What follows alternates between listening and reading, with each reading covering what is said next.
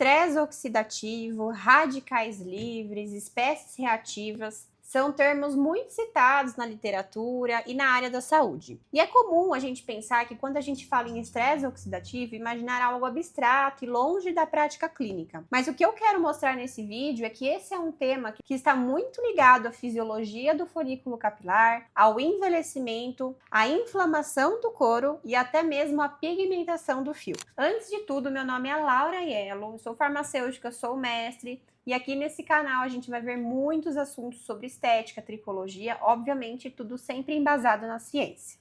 Nunca sem embasamento científico. Vamos entender primeiro por que o folículo é uma estrutura altamente suscetível ao estresse oxidativo. O folículo capilar, o folículo piloso, é um dos tecidos mais metabolicamente ativos no corpo, por sua intensa atividade na proliferação celular, remodelação tecidual, síntese proteica e atividade mitocondrial. Olha todo o trabalho que ele precisa fazer. Quando a gente pensa nas fases do ciclo capilar, vamos relembrar a fase anágena, que é a fase de crescimento. Na fase de crescimento, células-troncos precisam migrar do bulge para a matriz folicular, se diferenciar em queranócitos, e esses que, por sua vez, recebem sinais da papila dérmica, fazendo-os multiplicar com uma alta taxa mitótica com organizações específicas. Esses queranócitos com sinalizações próprias formam as diferentes camadas de um fio de cabelo. Então, toda essa atividade que as células precisam fazer durante o processo de formação de um fio tem uma alta demanda energética. E quando falamos em alta demanda energética, estamos nos referindo principalmente ao trabalho das mitocôndrias. Nessa organela, durante o processo da produção de energia, temos a geração de espécies reativas como parte do processo. Mas não se engane, essas espécies reativas, ao contrário do que muitos dizem por aí, não são vilãs, mas parte do nosso ciclo fisiológico. Então, o problema não se encontra na questão de termos espécies reativas no nosso organismo, mas se encontra no excesso delas. Naturalmente, quando temos um sistema em equilíbrio, essas espécies reativas são naturalmente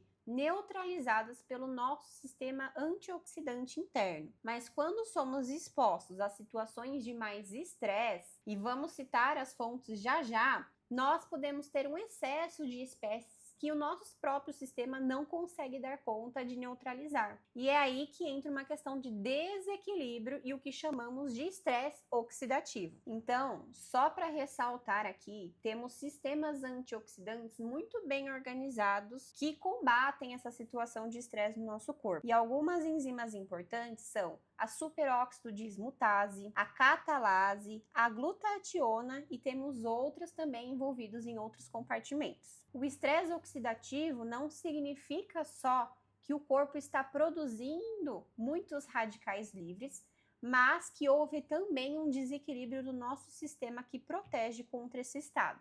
Certo, mas em quais situações podemos ter um aumento do estresse oxidativo? Aqui eu vou citar 4 fontes principais. A primeira se trata dos nossos hábitos. Então, um estresse muito intenso, um sono desregulado, uma dieta rica em gorduras, em carboidratos e também o álcool e o tabagismo. Um segundo pilar, fonte do estresse oxidativo, se trata do nosso ambiente. Então, a exposição solar exagerada, outras fontes de radiação, a poluição, metais pesados e também os xenobióticos.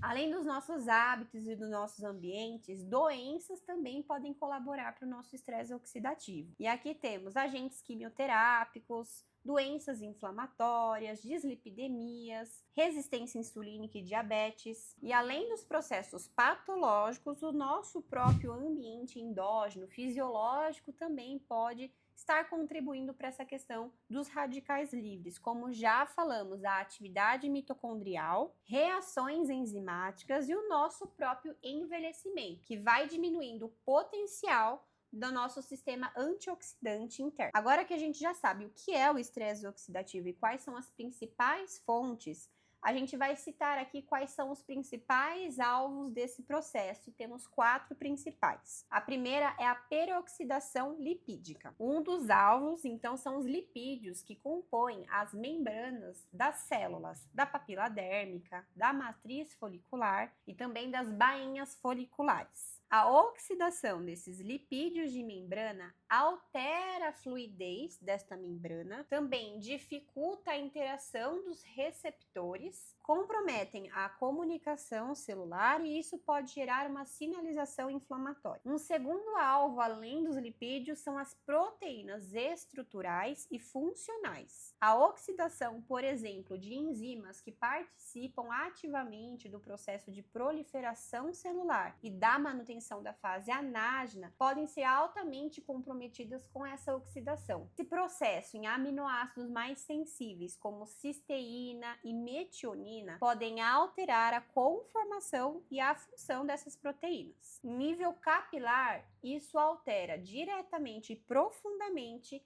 a capacidade do folículo em se manter numa fase de crescimento. Um terceiro alvo é o DNA, tanto nuclear como mitocondrial. A oxidação do DNA pode levar à ativação de vias inflamatórias que geram a parada do ciclo celular ou então da apoptose. No contexto folicular, a parada do ciclo celular e a apoptose levam a uma entrada precoce da fase catágena. Um quarto ponto-alvo muito importante do estresse oxidativo é a inflamação. O estresse oxidativo e a inflamação são fatores que se alimentam mutuamente como um ciclo vicioso. O excesso de espécies reativas ativam fatores pró-inflamatórios e citocinas inflamatórias. Em contrapartida, a protoinflamação recruta células imunes que produzem mais radicais livres como resposta. E aí fica nesse ciclo contínuo de estresse oxidativo, inflamação, inflamação e estresse oxidativo. No couro cabeludo, isso cria um microambiente de inflamação de baixo grau, muito presente em quadros de alopécia, sejam elas cicatriciais ou não cicatriciais. Certo, agora vamos entender o que a ciência tem trazido sobre esse tema. Os estudos se concentram hoje em mostrar qual é a relação do estresse oxidativo nas alopécias não cicatriciais principalmente, a alopecia androgenética e a alopecia areata, e temos poucos estudos ainda envolvendo as alopécias cicatriciais. Vários estudos, principalmente da alopecia areata, já revelaram uma maior quantidade de marcadores oxidativos em pacientes portadores dessa doença. E não só isso, também esses pacientes têm revelado uma menor defesa antioxidante. Além disso, temos um estudo muito interessante que nos revela uma aplicação direta de um produto com lipídio oxidado em camundongos. É muito interessante, pois a gente consegue entender essa relação mais direta dos produtos do estresse oxidativo no ciclo capilar. Os camundongos que tiveram a aplicação deste produto resultante do estresse oxidativo lipídico topicamente, entraram na fase de repouso, a fase catágena, muito mais previamente que o grupo de camundongos não tratados. Isso significa que os camundongos que não receberam o produto oxidado se mantiveram por mais tempo na fase ativa de crescimento e o produto teve uma ação direta na interrupção desse ciclo. Além disso, o estudo também mostrou que os camundongos tratados apresentaram muito mais células apoptóticas na matriz folicular. Outro estudo também mostra a relação do estresse oxidativo com a canice, ou seja, o aparecimento de fios grisalhos e brancos. Esses fios têm, dentro da sua estrutura, uma concentração maior de peróxido de hidrogênio. Geralmente, em indivíduos saudáveis e mais jovens, o nosso sistema antioxidante interno consegue dar conta de neutralizar o estresse oxidativo. Porém, com o envelhecimento, como já mencionamos, essas defesas naturais vão reduzindo. Dessa forma, o acúmulo de peróxido de hidrogênio pode inibir uma enzima que é a tirosinase, importante para o processo de produção de melanina ou a melanogênese. Isso faz com que o fio fique cada vez mais despigmentado. Além disso, algumas evidências mostram que o estresse oxidativo também pode estar envolvido na perda de melanócitos e de células troncos por apoptose. Quando falamos em estresse oxidativo, muitas vezes ficamos restritos ao que acontece no folículo, na papila dérmica e nos processos inflamatórios do couro cabeludo. Mas este processo também acontece no fio formado, na haste, que diferente do folículo capilar, é um material morto que não se regenera, ou seja, que não tem a capacidade de defesa antioxidante como o nosso ambiente interno. E isso torna o dano oxidativo aqui na haste um processo que é progressivo e irreversível, o que torna esse tema ainda mais relevante do ponto de vista cosmético e na prática clínica. Então, explicando rapidamente, a haste capilar é composta por queratina, que é a principal proteína, por lipídios e também por uma pequena quantidade de melanina. Todos esses componentes são altamente suscetíveis ao processo de oxidação, principalmente, por exemplo, pela exposição solar. Então, falando aos poucos, um pouco dos alvos que a gente já mencionou, mas agora, citando a haste capilar, essas espécies reativas são capazes de oxidar aminoácidos como a metionina, a cisteína, e também de enfraquecer as pontes de sulfeto das proteínas. Isso faz com que haja uma desorganização das nossas microfibrilas presentes na estrutura capilar e da diminuição da resistência mecânica. Além das proteínas, como a gente já citou, os lipídios também são altamente suscetíveis ao processo de oxidação. E no nossa haste capilar, os lipídios estão presentes principalmente na cutícula, que é a camada mais externa. A melanina, por sua vez, que dá cor aos nossos fios, tem um papel duplo. Ao mesmo tempo que a melanina é um fotoprotetor natural, auxiliando na proteção do estresse oxidativo na exposição solar, o processo de oxidação desse componente pode também, por sua vez, levar à produção de outras espécies reativas. Então, apesar do seu papel protetivo, sua oxidação pode intensificar este processo. Então, por exemplo, em fios grisalhos e brancos, esse efeito protetor ele é removido e isso faz com que esses fios sejam mais propensos ao estresse oxidativo, a serem opacos, quebradiços, mais ásperos. Além da exposição solar que citamos, os procedimentos químicos cosméticos também são uma forte fonte de estresse oxidativo. Então, procedimentos como coloração, descoloração, alisamento,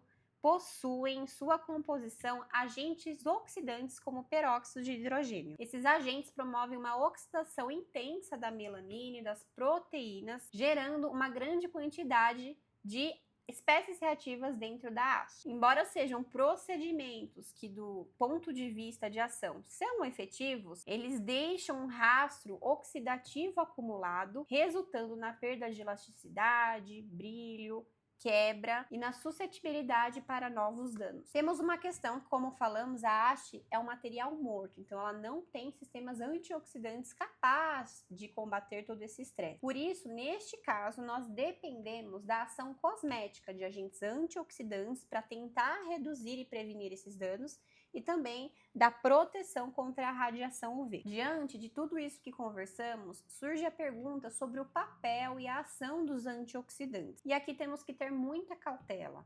Nosso objetivo com os antioxidantes jamais é eliminar esse sistema oxidativo, pois, como já falamos anteriormente, ele por si só exerce também um importante papel fisiológico, principalmente na sinalização. Na prática clínica, isso significa que a gente não tem como objetivo combater os radicais livres a todo custo, mas a gente tem que observar o contexto metabólico, hormonal, nutricional deste paciente. E mais do que só combater os radicais livres, temos que garantir fontes que melhorem a capacidade do próprio organismo de responder a esse estresse, melhorando as defesas antioxidantes endógenas, reduzindo as fontes de inflamação e melhorando a função mitocondrial. Quando entendemos todos esses contextos, a gente deixa de enxergar o processo do estresse oxidativo no folículo capilar e o uso de antioxidantes de uma forma muito genérica e simplista. Agora, quais que são os melhores antioxidantes e como usá-los? Fica para outro vídeo. Espero que tenham gostado. Não esqueçam de deixar o seu like, o seu comentário e de se inscrever nesse canal para acompanhar mais vídeos.